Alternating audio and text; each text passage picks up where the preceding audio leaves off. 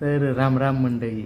आज मला विषय बोलायचा आहे की लग्नासाठी मुलीच्या घरच्यांच्या ज्या अपेक्षा आजकाल वाढल्यात त्याबद्दल. एका मुलाकडून तुम्ही किती अपेक्षा ठेवता? त्याला काहीतरी लिमिट पाहिजे ना. तुम्ही घर पाहिजे, बंगला पाहिजे, जमीन पाहिजे, सरकारी नोकरी पाहिजे, सगळं तुम्हाला व्यवस्थित पाहिजे. कुठेही अशी कमजोर बाजू नको आहे तुम्हाला, म्हणजे सगळं व्यवस्थित पाहिजे. तर कुठंतरी असं ॲडजस्ट करायला नको आहे तुम्हाला, पहिली गोष्ट.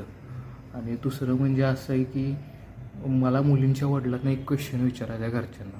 तुमचं वय कमीत कमी 50-55 वगैरे असेल. तुम्हाला जे आयुष्यात वयाच्या 50-55 वर्षापर्यंत जे जमलं नाही, तुम्ही एका 24-25 ते 26 वर्षाच्या मुलाकडून कसं काय अपेक्षा करू शकता?